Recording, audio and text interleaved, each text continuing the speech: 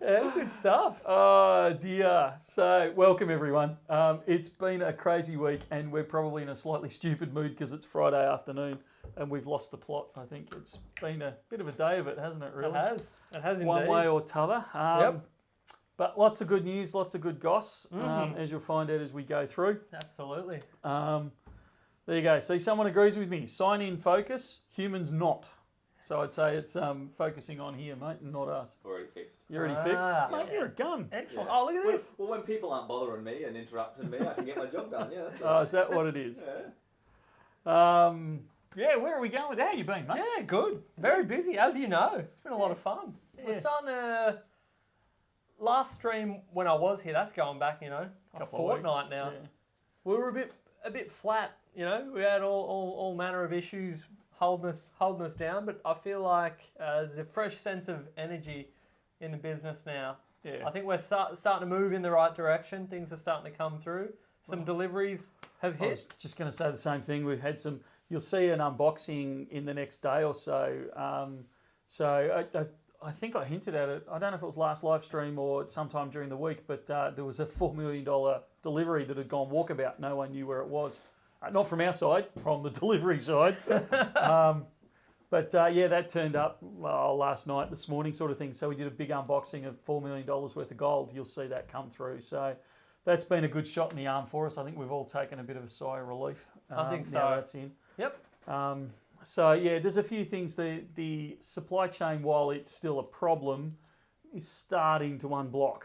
So we're starting to see things come through. So we're starting to smile again a little bit, not frown Indeed. quite so much. It's been a common question. People have asked me on the phone regularly, is there a silver squeeze going on? Because, your supply seems, things are jamming up. Is it all coming to a head? But I have to explain, it's that flow-on effect of, a delivery gets delayed, orders then get delayed, everything starts to balloon out a bit, and I can see how the perception is, everything's starting to go, get heated, but then we get a $4 million delivery, and we can breathe for another week until the next one comes along, and so it very much becomes that feedback loop because we run out of cast bars. Yep. So we're waiting for cast bars to come in. So people are saying, "Oh, I want gold, 1 ounce sort of thing." Oh, well, we're out of casties. How about minted? So now we're out of gold cast bars and minted bars. So then they say, well, have you got a different size? So now we're out of 1 ounce cast, 1 ounce minted, and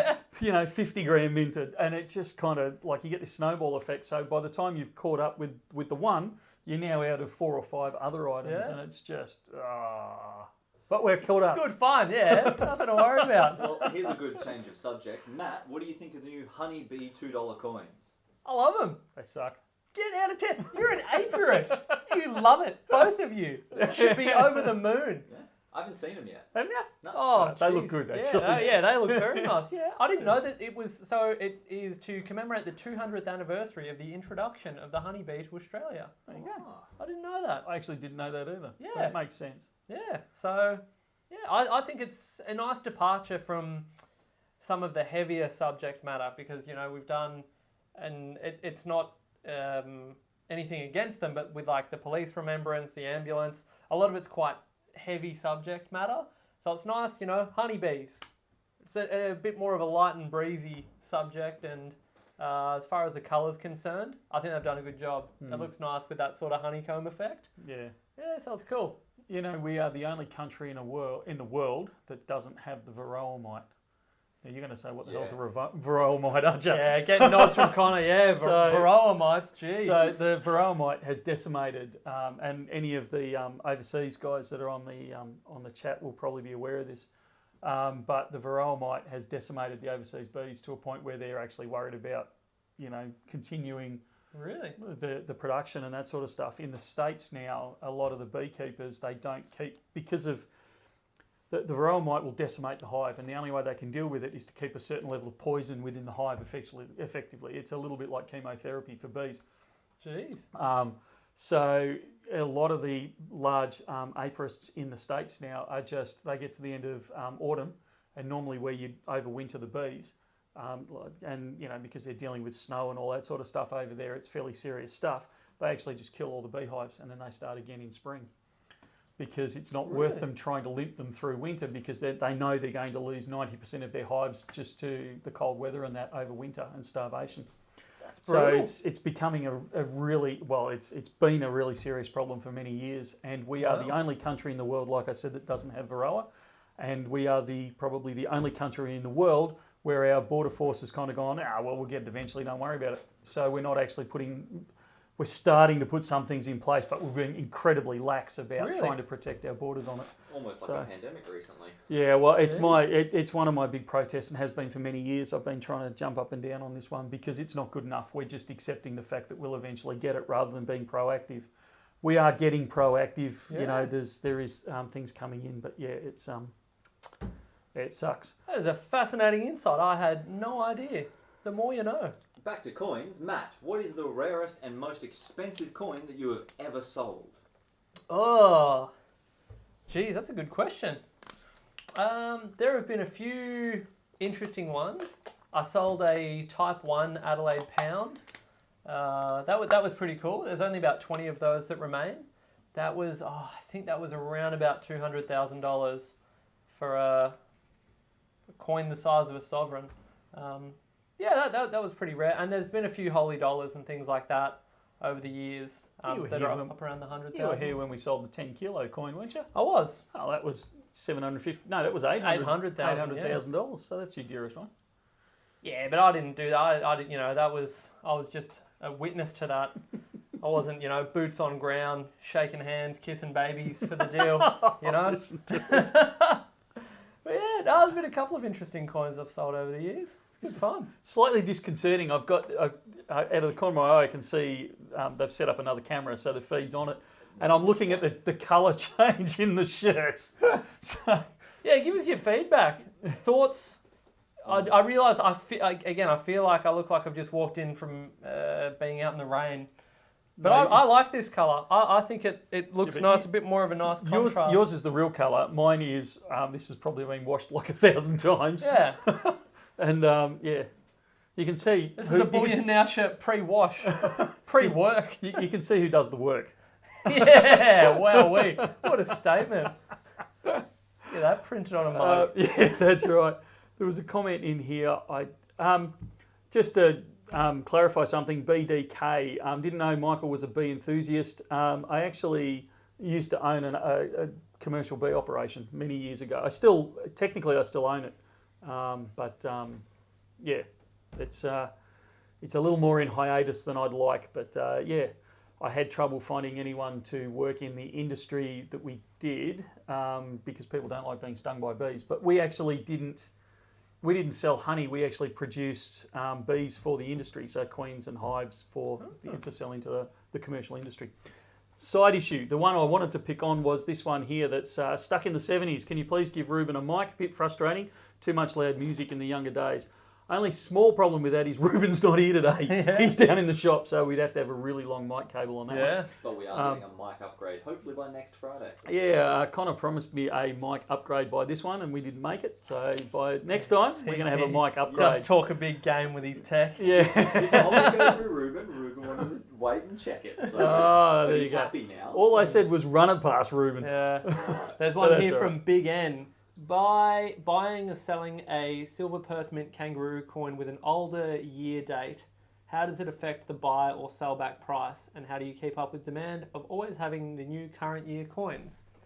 The year doesn't actually affect the price as far as we're concerned. So any kangaroos from... We're talking silver here, not gold. Yep. Yeah. So... Oh yeah, he did say silver. My apologies, I missed that one. Yeah, you got to switch on. Yeah. That won't affect the sell-back price for us. We will be paying the full spot price, which will be the bid price, regardless of date. And how do we keep up with the demand, Michael? We don't. It's a pretty straight up and down answer, and I would agree with that. It is very difficult to keep ahead of the demand, particularly for kangaroos, because they are such a practical price point for a 1 ounce coin. You find when you talk to pretty much any of us, one of our spiels is that bars are always cheaper than coins. The 1 ounce kangaroo is the one example where we're actually wrong, where the coin is, I can get a 1 ounce kangaroo far cheaper than I can get a 1 ounce silver bar. And hopefully Perth Mint's not watching us today, because to be honest, I think Perth Mint is underpricing the kangaroo. I think they should charge more for it because it's too low a price point. It should be dearer as a 1 ounce coin. But their reasoning, and I've had this discussion with Perth Mint, is they're a mass produced. It's literally a big machine that sits in the corner of the mint, and it's not quite as simple as this, but they effectively pour granules in one end and it spits out these actually, I'm lying. It's not like that at all. But this machine just spits out kangaroos all day, so it's kind of the kilo bar of the 1 ounce world, if you like. Yeah. It's the cheap and cheerful, out it goes. So we can't keep up with demand ever. One of the actual reasons we're running late on the start of this afternoon was I was racing around looking for 750 kangaroos for someone, and we didn't have the stock, and I don't know when our next delivery's coming. I think we're down to something along the lines of 8 silver kangaroos in the store. Beautiful. And we're waiting for a delivery, which I'm hoping like mad is going to come in on Monday morning. Otherwise, we're in trouble. All right, there you go. What do we got here? Good afternoon, gentlemen. This is from, struggle to pronounce it, DP Rolks? I can't say that. Good afternoon, gentlemen. I'm tuning in from South Korea. Hello. I placed my first 2 unallocated platinum orders recently. I picked up a total of 22 grams. Cool. South Korea. Oh, I never gets old, the international viewers. This is cool. Tell us what the weather's like in South Korea right now. What time is it, in fact? Michael would know from his pilot days. He doesn't seem to remember any time zones. Good segue. We've got something highlighted over there. That's a bit of Cody Hall. Michael, have you ever come across anything that you were unable to identify in your aviation career in the sky while flying? Many, many, many times. But if you're actually asking about UFOs, there's only a couple I can give on that one. Where at night, where you see strange things that move incredibly fast. We had one coming across the Nullarbor, and it still moved far faster than I've ever that I'm aware of anything moving. So, but yeah, So what do you do when you see something like that? We won't go in the rabbit hole. We'll just sort of we'll walk around the perimeter. When you see something like that, are you supposed to radio?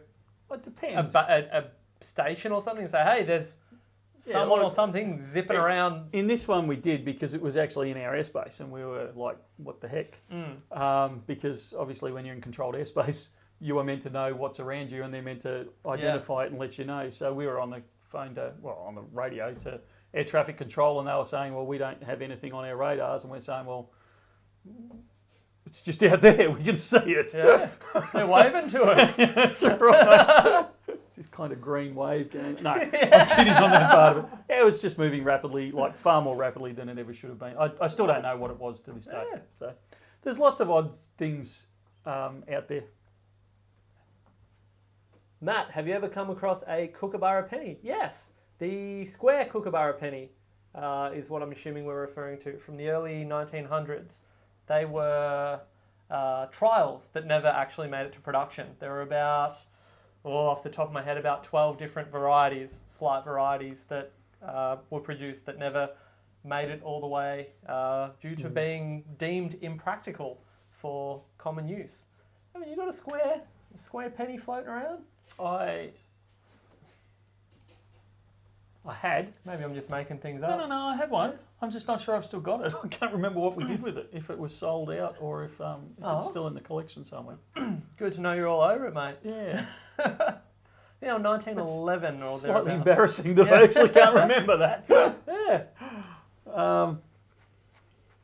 Do you want to take some questions here, Michael? Or are you happy for me just rapid firing?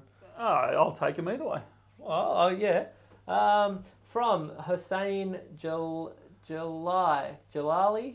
He's. I'm trying. I want to. Connor's just picking the hard names. Exactly. I'm trying. I don't want to. I want to acknowledge people, but I'll apologise in advance with my pronunciation. I'm I'm trying to convert my savings into bullion instead of hard cash. I think it'll make me more responsible with my unnecessary spendings. Should I go ½ ounce generic gold or 1 ounce? You want me to take that one? Sure. My personal opinion, not financial advice, I'd go the 1 ounce, purely because your 1 ounce is going to be cheaper than your ½ ounce. The 1 ounce, we always say, is the sweet spot. So if you go cheaper than the 1 ounce, the premium above spot price, so the difference between the raw material spot price and the premium once it's converted, refined and converted into a bar, is much greater on a smaller size bar than it is on a larger size bar. And the larger you go, it's like buying sugar or Coca-Cola or anything like that in the supermarket. The bigger the product that you're buying, or the bigger the bag, the cheaper it becomes on a per gram, per ounce, per kilo basis. Same thing with bullion. The downside of going big, let's break it out and go to a kilo bar of gold, because that is cheaper per ounce than a 1 ounce bar is.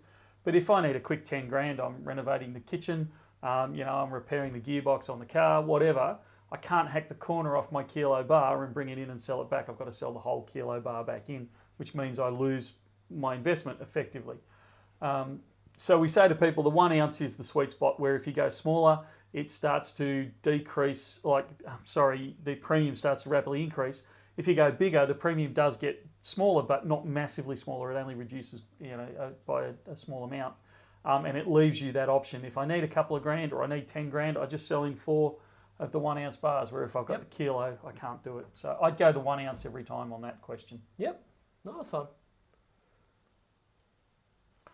Oh, I don't like that question. Does the little coin shop buy numismatics or collector coins back above spot? Sometimes. It depends on the coin and what it is. AY. But Michael, the mass production in large volume of the 1 ounce silver kangaroo is exactly why it's cheaper. Absolutely. It's in investment form and how it should be. Look, I totally agree with what you're saying. You're right, it's investment form. It really is the stacking bar of the coin world, if you like. But I still, obviously Perth Mint don't agree with me, and anyone buying a kangaroo doesn't agree with me. But I think the very fact that it is so much cheaper than anything else in the 1 ounce realm shows that they've got it at, and they've just increased the price of it actually, but I still think it's a bit on the cheaper side. It should be closer to the cost of it shouldn't be the same as the cost of a Kookaburra or Britannia or anything like that, but it should be closer to that price. Any ETA on gold Tudor beasts? Oh, who do I have a conversation with this week about that? We are closer. It's not as close as I'd like, but we are closer to it on the Tudor beasts. Oh, very good. But we are getting them. Is the main take home of that. Yeah. Any 1/10 ounce silver coming in? We haven't seen 1/10. You know what the last 1/10 silver I recall being was a St. Helena spade guinea. I remember that because I was a customer. I think we had Britannias since then. 1/10 Britannias. You may be right. Yeah. But I do not remember. Yeah, look, but I did like the spade guineas. Those St. Helena spade guineas were very cool. Yeah. Whichever way we dice this up, you're right. It's been a long time since we've had 1/10s. We actually touched on this last week when you weren't here. The refineries are moving away from a lot of their edge productions, and they're focusing on just the basics, the kilo bar, the 1 ounce coin, that type of thing. And so we actually just can't find anyone that's got any. It's not that I'm avoiding them. I'd love to be able to get hold of a decent number, but I can't get them. And no one makes them in Australia. None of, Perth Mint doesn't make them in Australia. So while I can get a small lot, I think I was offered 150 of them or something silly like that by one of the wholesalers from overseas. Even if we bothered with 150, it'd cause chaos because we'd sell out in under 5 seconds. But the other problem is by the time I pay for shipping and getting them through Border Force and all that sort of stuff, it's just not worth it. Yeah. So I've got to be able to find someone that's got 10, 15, 20,000 of the suckers. Good stuff. Well, hopefully that person reveals themselves in the near future. So I do like the 1/10 ounce. I think it's a cool size. We'll get through a couple more, then we'll move on. Yeah. Hi guys, have you ever sold or seen a 5 ounce redback spider gold proof coin? If so, how did it look? Only 50 made. No, I've not seen one. No, I've not seen one either. I know that the Royal Australian Mint did the redback investment coin. I'm not sure if that was part of that series though. The 5-ounce one might have been part of the Deadly and Dangerous. They did like a reboot on it. I'm not sure. How does it feel to be niche internet famous? It's strange. Must be talking to you. You're definitely more famous than me. You're more recognisable. Like prior to working here, I remember it was a little weird. Like it's anytime I meet anyone that I've seen, and I said this, I made comment on this when I did the interview series when I was interviewing other Bullion YouTubers around the world. I found it to be incredibly odd, just like a surreal thing to talk to someone whose videos I would watch and have them responding to me in real time. Which is probably what I think the live streams are a lot of fun because you can ask these questions and get reactions or answers straight away. But it's really strange. So it was a bit surreal meeting you for the first time. Now, I'm old hat. but it is also very nice, and it's nice when people are familiar with us. If we're in the shop, I feel like it's an instant icebreaker when someone already knows you and it's comfortable. It's very nice. So I do think in that sense it's really nice. Yeah. Look, if you're running a retail business where you're customer facing, having a YouTube channel where you're out there helps a lot because people walk in, and let's face it, when you first walk into this industry when you're making your first purchases, it's very intimidating. And Absolutely. to walk through the door and recognise someone and even though you've never met them, you kind of feel like you have. Yeah. So there's that, you can watch it on people's faces, that sense of relief where, I know who you are. Yeah, exactly. Yeah. I know who you are. I can talk to you about this. Not a stranger. I've got a sort of a rapport for you, even though I've never talked to you before. Yeah. So that's really good. But I tell a quick story, and if my daughter's watching, she's going to be incredibly embarrassed. Where we were queued up waiting for our kebabs to be cooked, and it was one of those street corner cart type things. Just on a major intersection, and we were just chatting away, it was in the evening and Friday afternoon, and this car went through the traffic lights and round the corner, and the window came open, and I was just I was oblivious to the whole world, and this guy sticks his head out the window and goes, "Michael from Bullion Now, Bullion Now!" As they go screaming past. My poor daughter, she just about died on the spot. She was so embarrassed, and I'm just going, "Hey!" Yeah, good stuff. That's the name of the game. She's like, "Oh, Dad, it's so embarrassing." See, that's a perfect level of notoriety. Where every once in a blue moon you get recognised, but yeah, we're certainly not getting mobbed every time we go out for a burger. BN transport issues are fixed now. No. Not entirely. No. Not even slightly. Next. Yeah, still having issues there. Yeah. Mushy mushy, Matthew-san. Thank you, Emma. Mushy mushy, Emma-chan. 20-gram Perth Mint bars are good as well. Yes, they are. I don't know what that's related to, but funnily enough, it's true. They're probably the least popular size of all the minted bars, but I actually reckon they're one of the better value ones. Oh, great. You've just caused a sellout, a run on 20-gram minted Well, that bars would now. be because I don't think we've got many in stock. But All right, we've skipped back down to the. We're up to date now? All right, let's hit it. What do we got? What did you add to your stack? Has anyone added anything cool or interesting to their stack this week? Have you, Michael? Here's a question. Do you still add to your stack, Yes. Michael? yeah, I do. What kind of stuff do you like? I've never asked you this. This is live. Putting you on the spot here.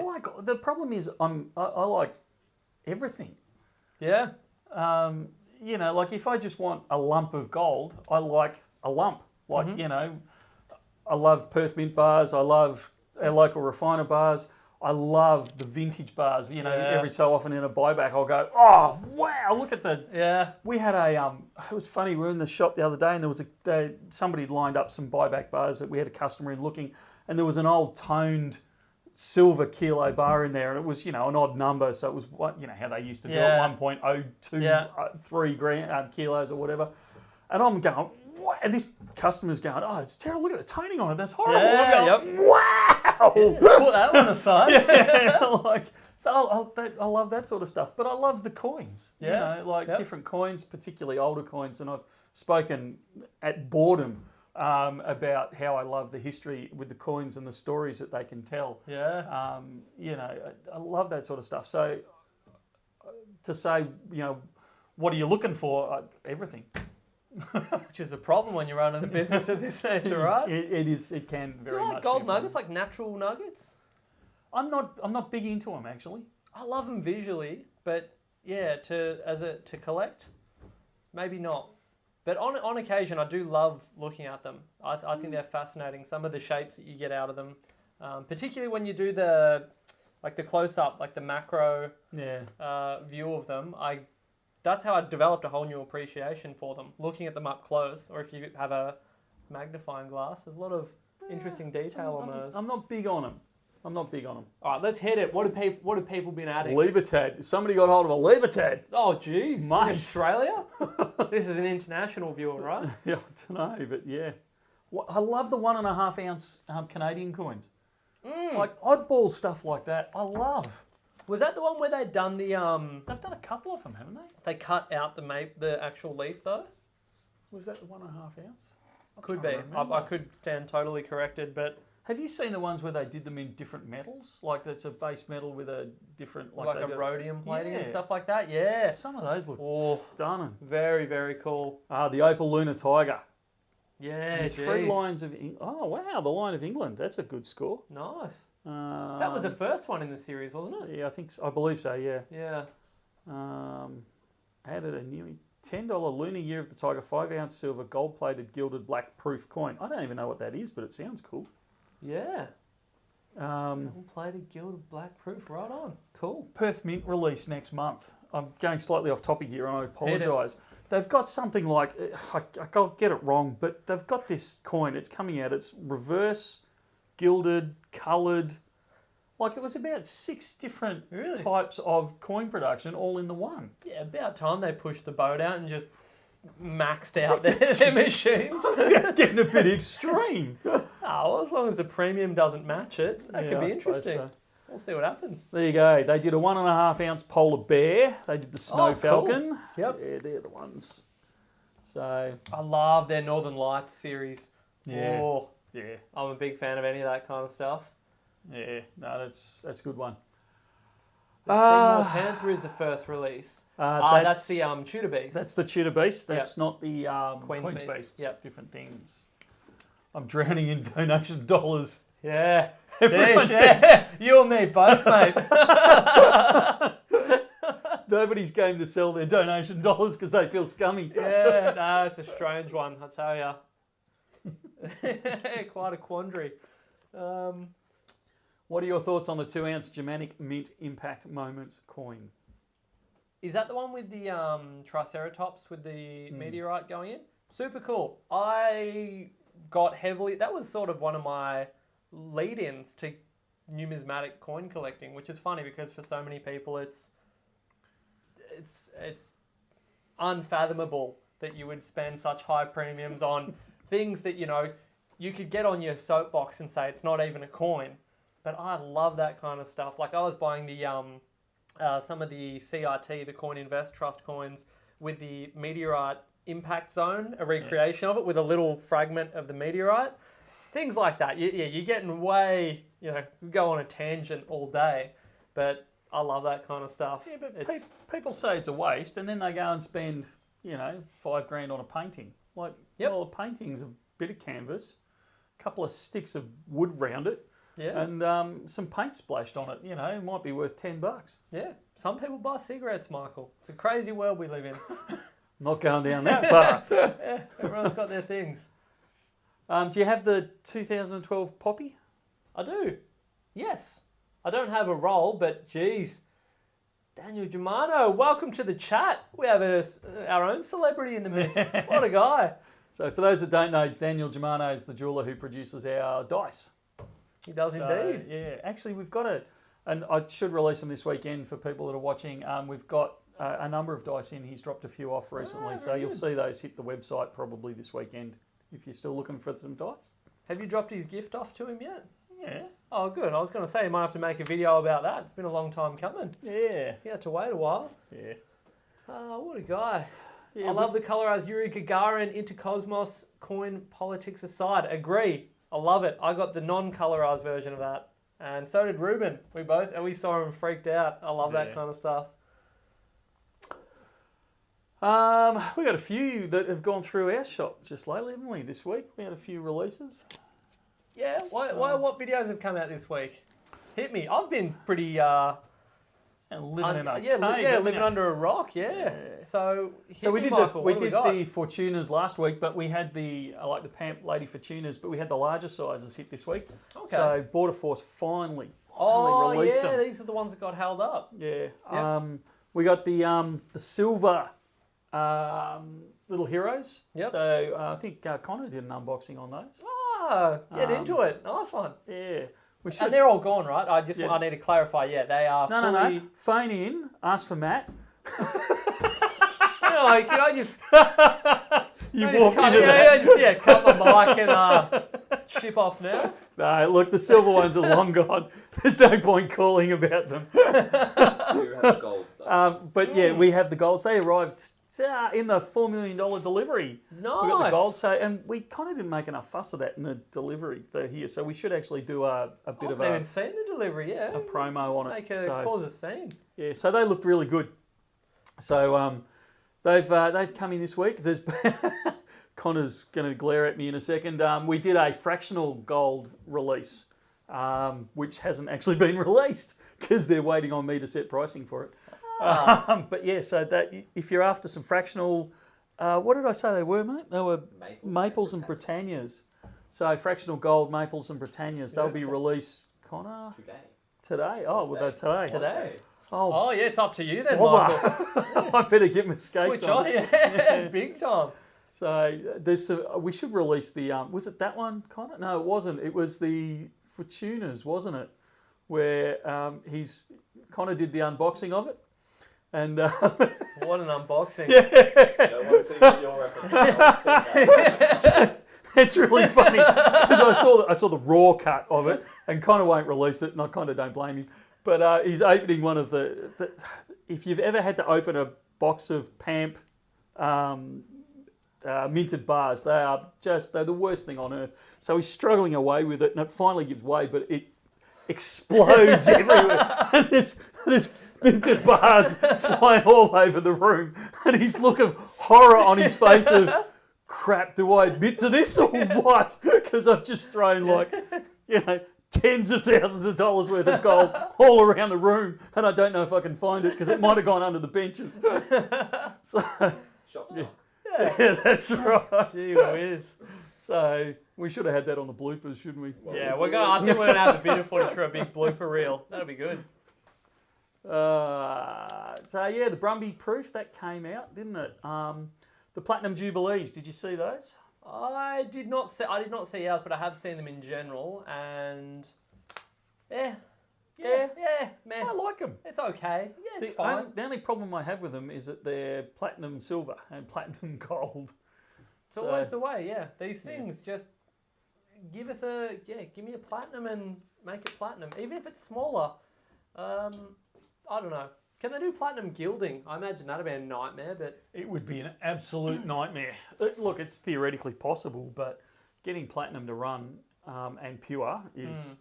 If anyone can do it, the Royal Canadian Mint will. I thought you were going to say Perth Mint will. Nah. Too busy making kangaroos. Can we pre-order dice? Look, we don't, as a rule, only because it's a pain in the backside. We try not to do pre-orders, particularly over the web, where we can. Look, there's plenty of them coming online, and Daniel's promised me, I think it was 500 by next Friday, wasn't it? Really? Yeah, nice. That sounds about right. Is he still in the... I think he's just dropped out. Just passed out.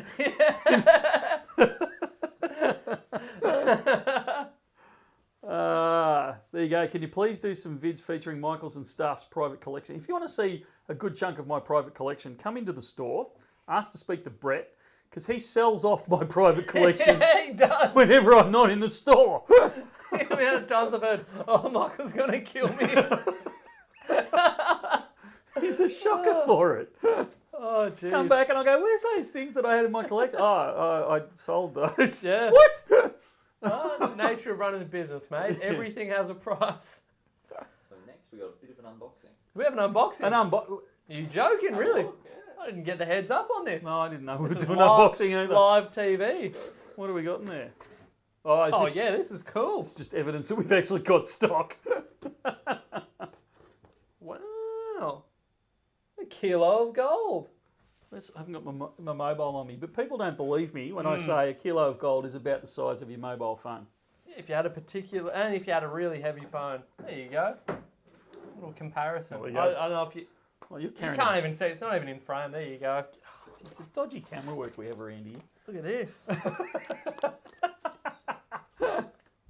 This actually feels really nice. I love, I've think, never felt. haven't you? Yeah, I've handled a couple of ounces in my day, but never in this like blister packaging. This is cool. I love that. I reckon that looks better than the. You know how they used to, or they still do actually, Yeah. put them in the shrink wrap tubes. Oh of yeah, I gold. prefer this. This Yeah, is I a think- bit more. Yeah. There's something a bit more enjoyable. I don't know if you can. I can't see anything. I don't know what I'm doing. He's cut my head off now. Oh, look at that. He's cut your Yeah, head what's, off. what's going on? Get it You can't- together, just can't Connor. get good help these days. It's unbelievable. If you can operate a camera, apply now. Oh no! Yeah, but these Harassment.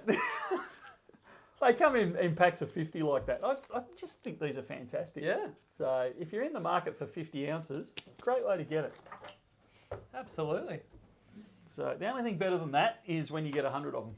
I hear. Well, yeah, I pretend I got a earpiece in. I'm just catching news, Michael. Yeah. We've got our first ever live Cross. cross Oi. to the shop. There's I think Connor's giving me the nod. I think there's a.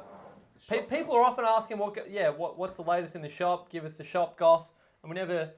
Yeah, we've actually organised a roving reporter in the shop. The Bullion Now reporter. Yeah, Bullion Now live reporter to give us a quick update on what's happening in the shop. So maybe we'll cut to them now, Connor.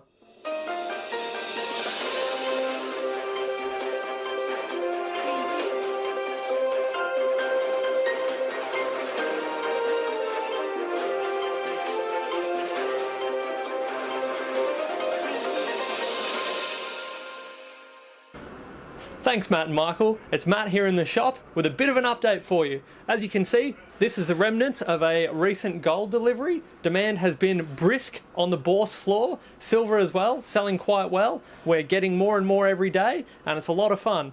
That's pretty much about the size of things in the shop. Back to you in the newsroom.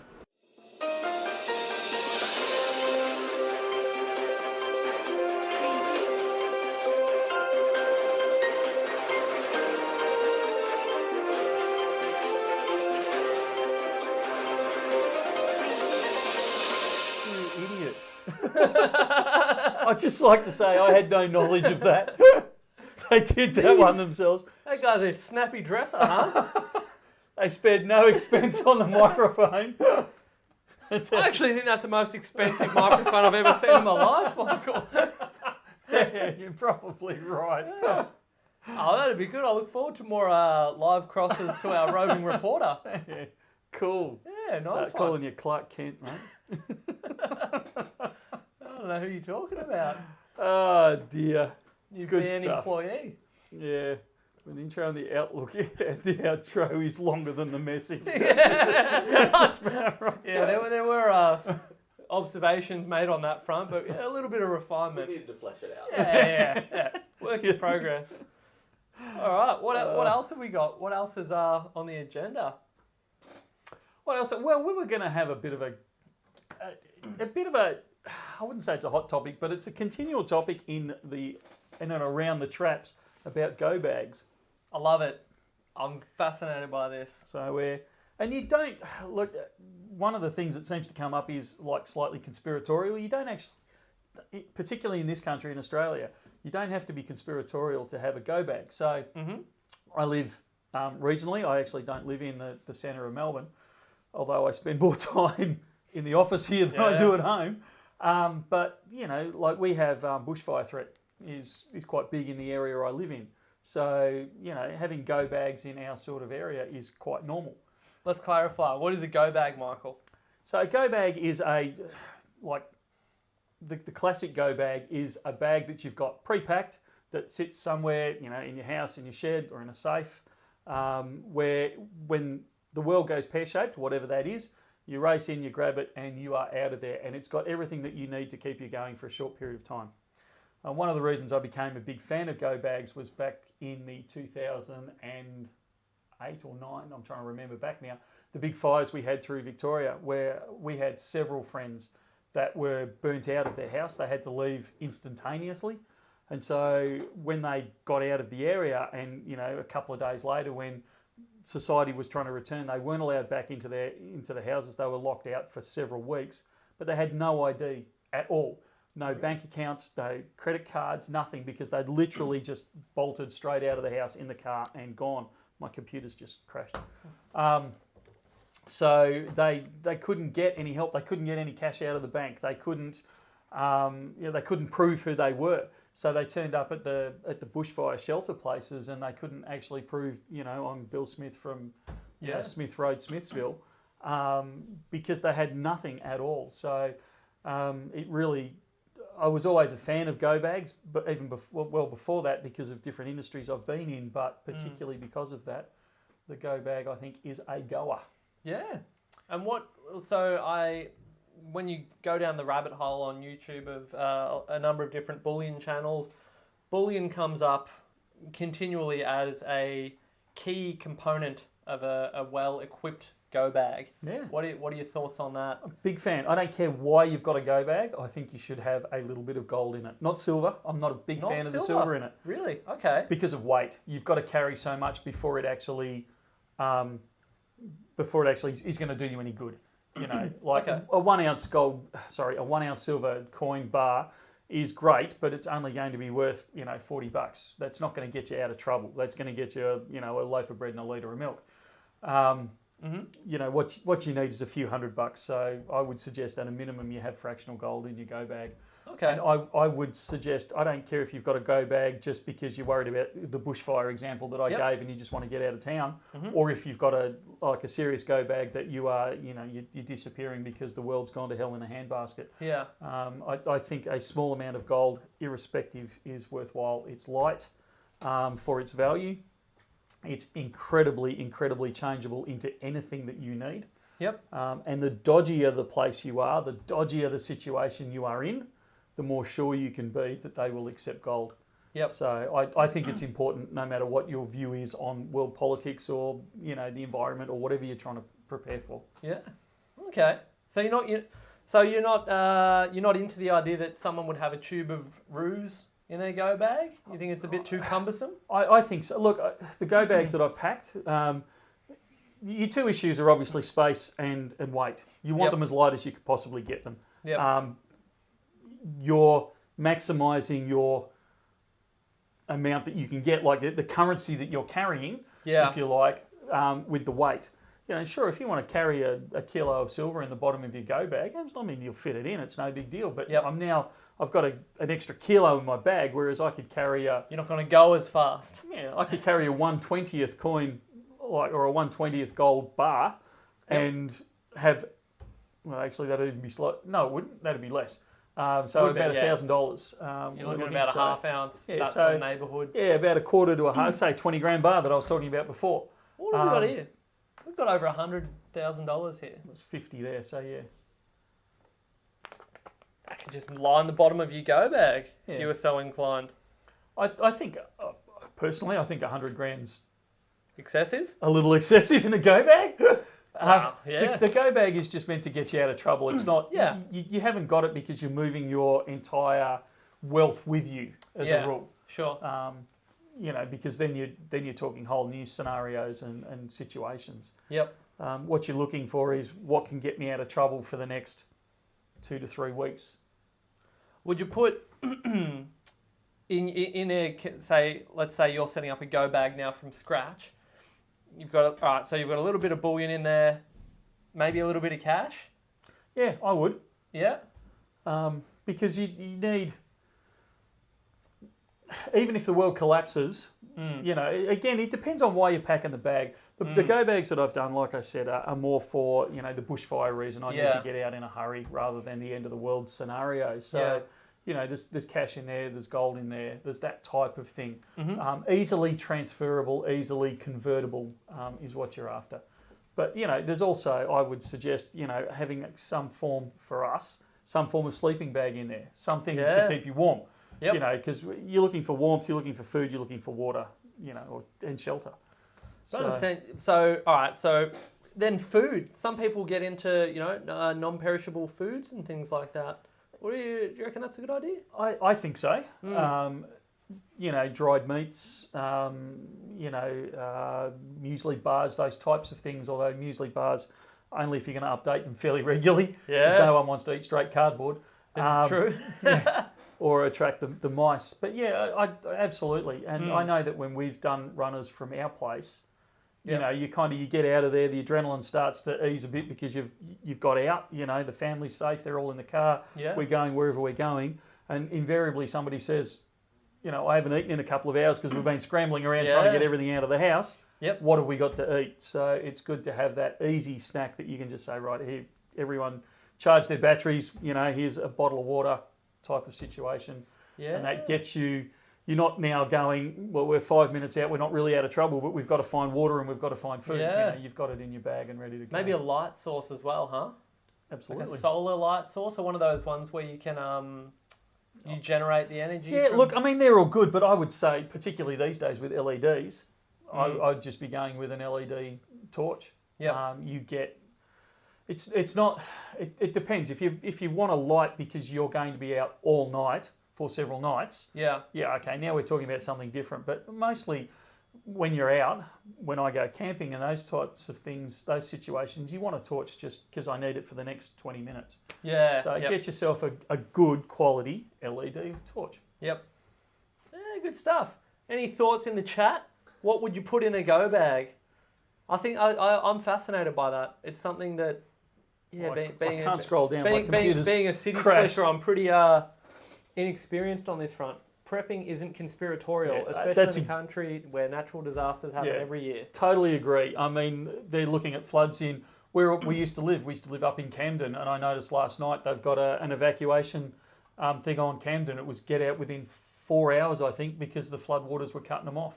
Jeez. You know, you got trust me, 4 hours sounds like a long time until you go, oh crap, what do I grab? Do I take the dog? Do I take the kids? We usually take the kids. You know, do we take the family photos? Do I need to grab the passports? Do we need ID? You know, what do we need to secure in the house? Do we do in a floods? I mean, where we live, we deal with fires, not floods. But you know, do I need to sandbag part of the house because do we need to put things? Grab in a flood situation? Do we need to grab everything we can that's precious to us, but we can't carry out? You know, the family jewels, that sort of stuff. Do we pack them up and stick them in the rafters so they don't get caught in the floodwaters, or they're less likely to? You know, those types of situations, 4 hours disappears like that. So that's exactly where you need go bags. Stocking up on medicine is good as well to negotiate with. It's an interesting take. It is. I would say stocking up on basic medicines is good, full stop. You need a well-equipped first aid kit. And particularly, like, as you can tell from my shape, I'm actually on blood pressure medication and I shouldn't be. But, you know, I keep an extra supply of those because the last thing I want to be doing is going, crap, you know, we've got to go past the pharmacy because I need a script filled because I've only got 2 days worth of medication left. Yeah, sure. You know. A flint matches basic first aid kit. A flint, you should, that'd make for a good video. Survival Basics 101. We should do We're a bullion store, not a survival store. It can all tie in under the same broad umbrella. But I think I'd probably struggle with a flint. I've never made a fire with a flint. Haven't you? No, seriously. I could learn a lot. I think. Mate, you need to get out more. I do. Well, I'm a city slicker. And you should, Michael. Yeah, fickle. That one's a bit faded. Yeah, it is. Yeah, it is. Look, my wife's going to be angry when I get home. She's been going me for a number of weeks now about redoing all the uniforms throughout the whole business, and she's 100% right. We need to. Well, this is the beginning. Had the same cyclones. thing in Darwin with cyclones. Torch, water, radio, dehydrated food, portable gas cooker. That's a good idea. First aid, $500 cash. Yeah. Nice. So, Eucalypt trees become explosive at 43 degrees. They release their oil to vapors. that's correct. I can tell you a story about that when we're not on live stream. Yeah, I'm familiar with that story. Oh, you are? I won't have to tell it then. It's that's But I had experience with incredibly explosive eucalyptus trees in an aeroplane. yeah. What a setup! That sounds like that's a standalone video right there. Half bottle of vodka. Yeah. I don't know about the weed part. But yeah, alcohol, and I'm not a drinker, but absolutely, I'm a big fan of carrying alcohol with you because it's good for so many things. One of the things I learnt when I was doing support pilot for the Variety Club Bash, I used to get sick every time we went out bush because you were eating, I shouldn't call it bush, it wasn't bush, when we were flying out, because you'd eat food that had been sitting in a bain-marie for 3 or 4 hours out in the sun and been cooked by incredible people, but the hygiene wasn't there. And I used to find that if I had a small amount of alcohol every second day, it killed any bugs in my stomach, whereas if I didn't consume the alcohol, I had some form of food poisoning within 2 to 3 days. That's very interesting. So, Never would have thought about it. And because as a pilot, you've got to be really careful with your alcohol consumption. Yeah, for sure, of course. That's one. So absolutely, I think alcohol as part of a go bag is incredibly important. Yeah. Swiss Army multi-tool, first thing to go in the bag. What's your thoughts on a Swiss Army multi-tool? Well, it Slicker? may absolutely shock you to learn that I'd probably end up doing myself an injury handling, like a Leatherman or something to that effect. Those manicured hands of yours. Yeah, I'll break a nail. I'd be a wreck. I'd be a goner. Yeah. That's why. It's part of why I think this subject fascinates me so much. Like reality TV, it's like a form of escapism. Like to contemplate these scenarios and how you manage these things is really interesting to me because I would be so hopelessly incompetent if it got real. But luckily, I know a guy who's handy with a flint. Anti-venom. I actually wouldn't take any form of anti-snake venom, mainly because they're to type. So if you get bitten by a tiger snake and you've got copperhead anti-venom, it's pretty much no use to you. So that's probably one I wouldn't take with me. Just don't get bit. Yeah, that's the preferable one. Stay in the city. And let me tell you, when in the bushfire case, the snakes are they're not interested in biting you at all. They're just getting the hell out of there as well. So I wouldn't worry about that. Yeah, Australia's best survival bullion channel. That's what I was getting at. Yeah. I want to come back to the Russian one, but there was another comment about dragging us back to bullion, which I thought was relevant. And that was Perth Mint going to produce 1 ounce silver bars again. The short answer is it depends on your definition of a bar. We've just received notification of them producing the 1 ounce silver dragon, which is a minted bar. Yep. So they will be coming in the not too distant future. Stand by for those. And we still can't show the designs yet? No. Can't show designs or anything. We can't even place I'm trying, everyone. We can start placing wholesale orders as of Monday, I believe. Okay. So it's in the wind. They will be a couple of weeks down the track. You will actually see the release on those, and they look good. Good. It's not my favourite dragon design, but it's certainly a good dragon design. What's your favourite dragon design? The double? Yeah. Yeah, that's cool. Was that last year's or the year before? I think it was the year before. Yeah. 2019, I want to say, was the double. Yeah, I think they peaked at that point. That was nice. I did like that. And usually, not long after the dragon, they produce the kangaroo bar. Which so they're going to do that again because it's not dated. There's no year stamp on it. So. For the life of me, I don't know why they don't produce those all the time because they are. I think they're better than the kangaroo, like the kangaroo coin. I agree. So I'd like to see them be a permanent part of their production, but they don't agree with me. And I would have thought, I'm sort of making up as I go here, but they don't have reeded edges, so conceivably, it might be. I wonder which is the easier. Although maybe the kangaroos are just easier to produce because they've set that up for ongoing mass production, whereas the bars maybe is a little bit more of a process to set up. But I don't know. We need to get some more info. Start grilling the mint about these things. Yep. Water purification. Yeah, you're talking to someone who grew up in the bush, and to purify water, we used to just boil it. I've never seen a use for the tablets and that sort of stuff. I know they're popular. I wouldn't, but I know a lot of people do. It's probably something for the city slickers to consider. You see me, trying to strain water through a sock or something. They're casting for a loan in Australia at the moment. Matt should sign up. I think that'd probably be the end of Matt. Seriously? I'd be hopeless. Are you not getting that impression from me that I'd struggle in a survival situation?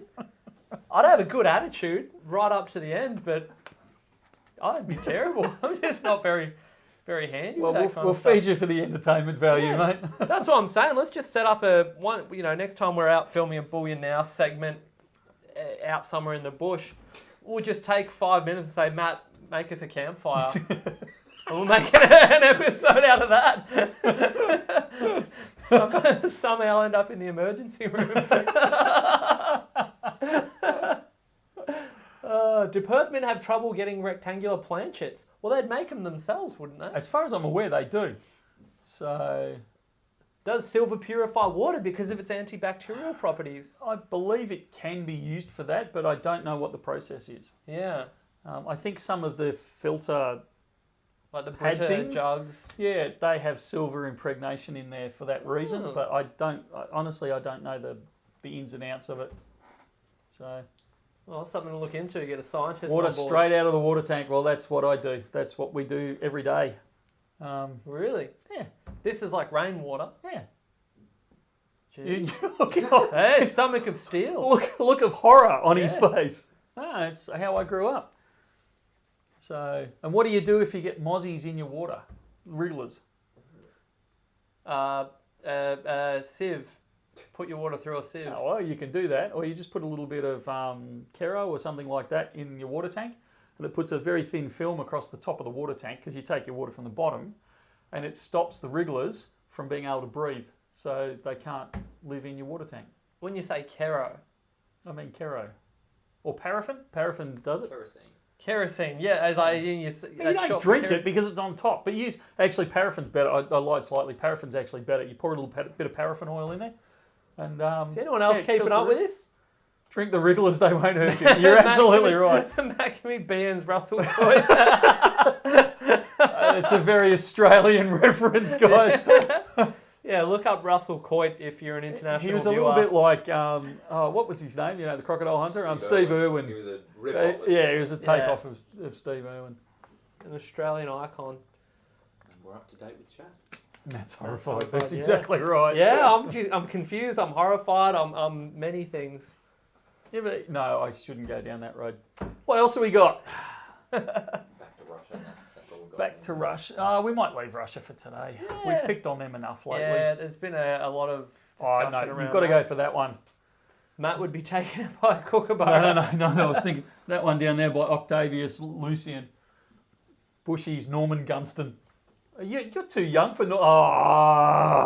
Norman Gunston. Connor? No. Oh, come on, guys. Norman Feeding Gunston. strawberries Australian, to pigs. The guy, have you ever seen him on TV? He's usually got bits of tissue stuck to his face like he's got shaving cuts. Vaguely rings a bell. Oh, Yeah. good grief. Is anyone else feeling like the oldest person in the room here? Octavius Lucian, evidently. What about the BN stacker bars? I would love to get them. Get into it. Unfortunately, the stacker bars, the actual stacker bars, the company that used to make them, Materion, I think they were called, were bought out by one of the big places in the States, and effectively you can't get anything with them now. It's not great. What's the biggest gold nugget you've ever seen, Michael? Nugget, not... Have you seen the Hand of Faith at the casino? in Vegas. I think it's in Vegas. I want to say. I don't on believe display I there. have actually. Ah, I haven't. I've never been there, but Yeah, I no, I thought don't you would believe have I seen have. some interesting bibs and bobs. Yeah. No? Oh, there you go. New buy here, just wanting some 1 ounce gold bars and 1 kilo silver bars, but I don't see them available on your website. If I buy unallocated, is it just a matter of waiting until they are back in stock? That's exactly the reason. It's one of the reasons we have unallocated. Is that way you can lock in the price today, and then when you see what you want, you can flip it over and convert it into that way, whatever you want. And that way, if spot doubles the following day, it doesn't matter. Yep. Because you've just got to pay the little bit of premium over and above. You are correct. Our website has been a little bare of lately. I don't even think that was English, but you knew what I meant. It was in the neighbourhood. I got it. I understood. But yeah, we've actually, like I said, taken a fairly large delivery. So you'll see that coming onto the web as soon as we get time. So over the weekend, I'll start listing some things, much to Ruben's consternation. And yeah, we'll see things happening. What do we got? 1 ounce dragon. Dragon. Oh, dragon. The dragon comma, tiger. You know, I can't even talk. Yeah. the silver coin. I don't believe we'll be getting any in because they're a private mintage, those ones. Ah, yes. Yep. Any platinum hitting the store soon? I'll be in Melbourne in a few weeks. Michael. We have some platinum completers have arrived. Way again. Lovely. Be the last ones I reckon that we'll have. Yep. I thought the first ones we got were the last ones we were going to have. So, bonus. Yeah, could have been. Have we got any other platinum, like bars, coins, or is it that'll be pretty much it, right? We had some kangaroos arrive today. So platinum kangaroos are back. Yep. I'm sure there's other platinum in there that I'm meant to know about, and I can't think of The anything. Perth Mint don't produce any platinum bars, do they? It No. is just the kangaroo. Just the kangaroo and the tiger. They do the lunar stuff. Yep. Yeah, Okay. yeah. Good to know. Which mint is Matt going to tee off on today? Yeah, I know, this is developing a bit of a reputation. I need to pull my head in and start just appreciating the classics for what they are. Yeah, you've really upset the South African mint, I have. the Royal Mint. Even the Canadian Mint, my beloved Canadian Mint, copped a hiding. So, no one's safe, basically, is the short answer to that question. Greetings from Miami, Florida. Love your channel, guys. Thank you. Hey, thanks. Yeah, that's cool. Thanks for watching. Third time lucky, maybe. 4 interest rate rises on the cards in next 12 months. Reckon this will hit the gold price hard. No. There you have it. They're all looking at me like, huh? I think it will do a backhanded hit at the interest rate. So I think our problem, and I've been proven wrong up to this point, I need to be clear about that. I actually think the Australian dollar is going to cop a hiding. Okay. Because the Yanks are going to start increasing, or have started increasing, and I think they will rapidly increase their interest rate. And I think we're only going to increase it, like you said, four times, and probably 25 basis points each time. So you're talking about a 1% increase, whereas I think the Yanks are going to go for the 2 or the 3% increases. If they do that, then it will increase the value of the US dollar compared to the Australian dollar. So you can look at it either way. I don't care. You can say that the US dollar will get stronger or the Australian dollar will get weaker. That's fine, or whatever currency you're in. And that will drive the price in our terms, in Australian dollar terms, of gold. It'll drive the price up. So that's what I believe will happen, and that's how I think the interest rate will affect it. So it's not a direct correlation, but it's a backhanded one. Because if we do 12 increases like the Yanks do in the next 12 months, then yeah, absolutely, it's going to impact on the gold price that way. But I don't think that is what's going to occur. So, absolutely. But up till now, as everyone will see if they look at the Australian dollar, it's actually maintaining its strength because of our minerals that we've got in this country. We're so mineral rich, and resource rich. So. At this stage, I've been proven wrong, but I've been calling the Australian dollar copping a hiding for a couple of months now. Well, time will tell. Yeah. Matt started doing interviews with other YouTubers. What happened to them? What happened to the YouTubers, or what? Why aren't you doing any more? Well, the short answer is I don't have time. They will be. They will come back at some point. I thoroughly enjoyed it, and I noticed the culture of currency. The gentleman, the first interview that I did, he went quiet for a while. I was a bit concerned, but he's back on now. So if he's watching, I don't think he is. Love your work. Good to have him back on side. I would love to, I don't know, even touch base with some of the people that I previously spoke with. Yeah, do another interview. Yeah, because Silver Dragons, one of the other guys I spoke with, he was the one that started out his stacking journey by collecting and recycling cans and converting that into silver. Yeah, that's right. He's just cracked 100,000 subscribers and got his wow. YouTube award for that. So yeah, good on him. So yeah, there is plenty of good stuff happening in the stacking community on YouTube. So we will continue to be a part of that and hopefully build it up even more. Once Matt gets an assistant, so he can get off the phone. Yeah, exactly. Yeah, yeah. All great things take time, but it's a lot of fun. I think Aussie Kelpie asked a question before about are we getting any more PAMP kilo bars in, silver kilo bars? The short answer is yes. The longer answer is not until the premium comes down, because the current wholesale premium on PAMP silver bars is dearer than what we charge retail. Oh, really? Yeah, so it's gone through, like it's substantially dearer than what I pay retail, or what we sell them for retail. So until I'm not going to bring them in, and one of two things will happen. Either once I've bought them, by the time I get them into the country, the premium will have dropped, and so we'll be selling them at a massive loss. Or the other is the premium won't have dropped, and I'll get accused of price gouging. And neither of which I'm really interested in. So we will wait until the premium eases, and then we'll start bringing them back in again, because the premium on them at the moment is insane. Greeting West Islanders. How complex is it shipping your stuff from you guys to New Zealand? Is there any import duties to consider? Oh man, New Zealand. It's easy to ship them over there. We use FedEx, and it's a piece of cake. Okay. The import duties. Check with New Zealand, whatever Border Force is called over there, like New Zealand Customs. Yep. I have a feeling, I think they don't care until it hits about $1,000, and I think that's the trigger point for them to start saying, okay, well now you have to pay us X amount to release your products and all that sort of stuff. So, but check with New Zealand Customs on that, because I'm not completely au fait with it. Yep. Hey Michael, how come you're not in a corporate box at the Grand Prix? Thought be in corporate box next year. I heard about that as well. I'm actually. We should have done it. Oh well, yeah, good to know. Yeah, should have done it. That would have been good if we'd done something down the Grand Prix. Yeah. So get a band purple car in the race. That'd be great.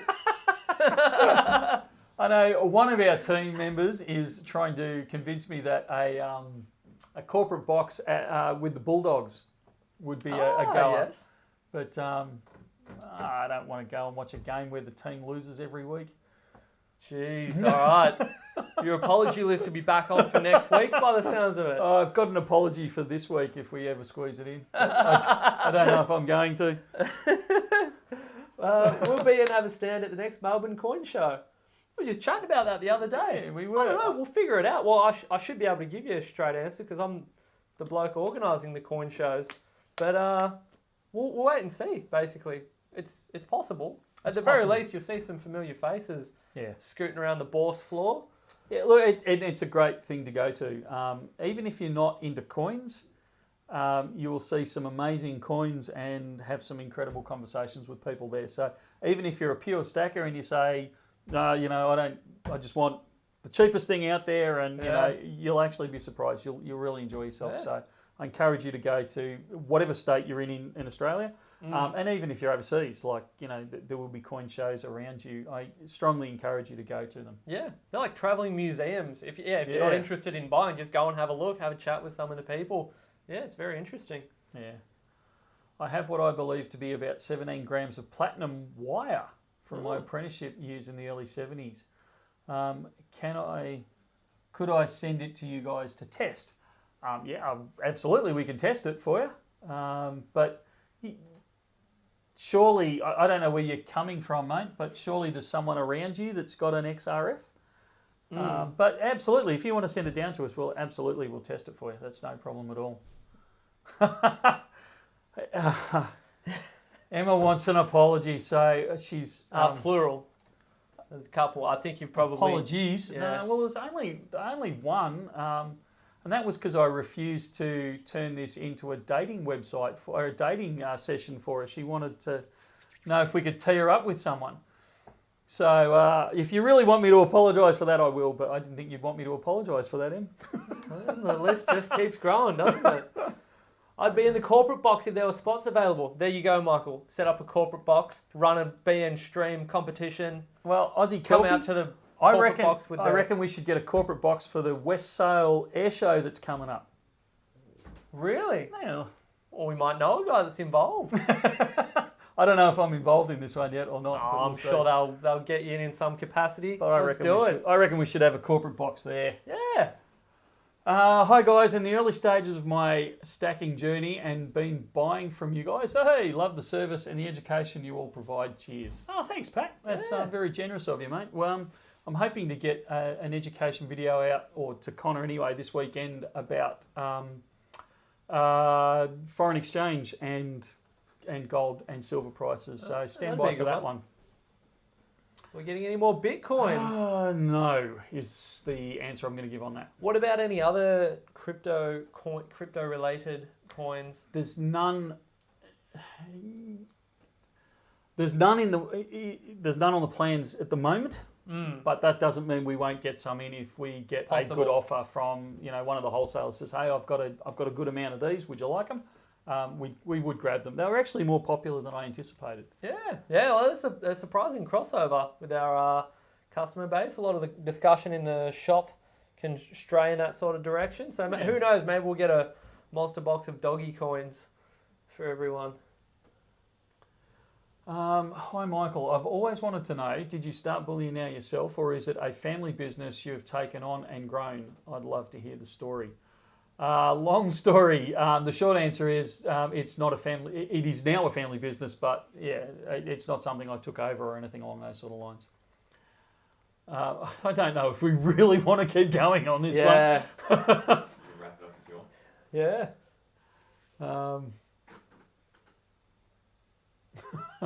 I'm not even going to go down that path. It's starting to get out of hand, so we'll drop that there.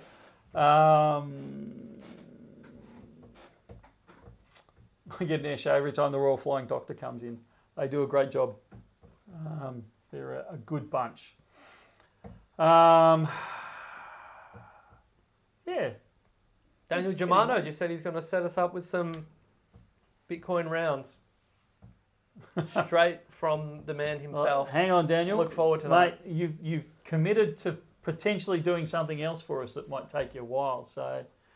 Because he's a talented guy. He won't have any trouble doing both. Well, it's time that's worrying me. But the intergalactic public holiday is coming up soon, and we need to be prepared for that. Oh, really? Yeah.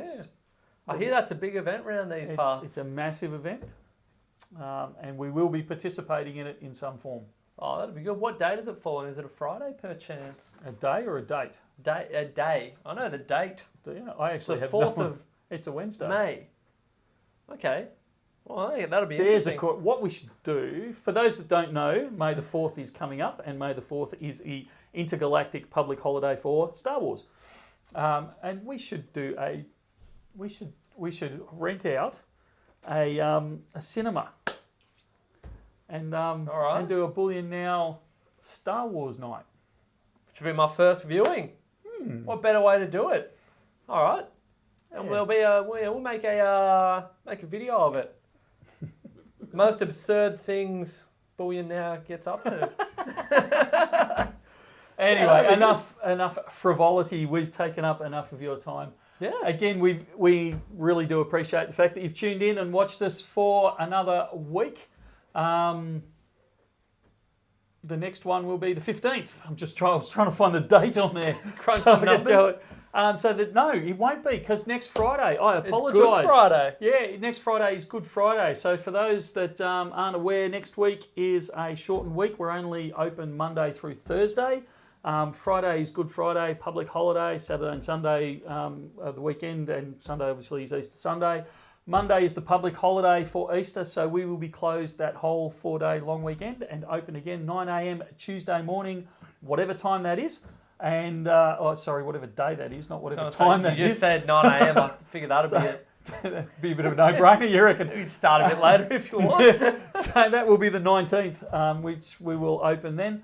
And so the next live stream we have will be the 22nd of April at 2:30 Australian Eastern Standard Time. Connor is wanting us to do a bit of a pseudo live stream on Wednesday, the 13th. So we'll see what happens in the shop if it's chaos. But we'll do a bit of a mixed bag, Michael's mailbox, live stream. We might grab anyone that's walking past the door and say, hey, come in, have a sit down, have a yarn to us. So stay tuned if you're hanging around on Wednesday. I don't know, Connor, have we got a time on Bloopers that? video. About 2:30 would be the ideal time, yeah. About 2:30 on Wednesday. There may or may not, we're not committing to it right now, but there may or may not be just a bit of a casual live stream event, and we'll go through some stuff on that. Very good. That's it for now. Again, thank you very much for tuning in. Thanks to Connor, even though we give him a hard time. He does pull this all together and make it run for us and Takes calm it us well. down. Or even organised that inaugural live cross to the shop. I can't believe you pulled that off. Yeah, did well. And you did well yourself, mate, getting across there that quickly. That was good to Wow. see. Who's to say? It could be a new employee. We'll see how that character develops over time. And thanks to Matt for turning up this week. And Thanks for finally having me. Been scratching at the door the past couple of weeks. Standing at the window with one tear rolling down my cheek. that's the one. It's good to be part of the action again. Thanks, everyone. We'll see you either in the shop, so level 6227 Collins Street. Give us a call, 1300 84 84 10. I forgot to do the questions off live, so we will do that on the next fortnight. Maybe that's the Wednesday thing. On the Wednesday thing, live, live at bullionnow.com.au if you've got any questions for the live stream. If it's a sales-related question, sales at bullionnow.com.au. We've got Facebook, we've got YouTube, we've got TikTok. Instagram, we've got TikTok. You name it, we've got it. You can find us everywhere. We'll talk again soon. See ya. See you later.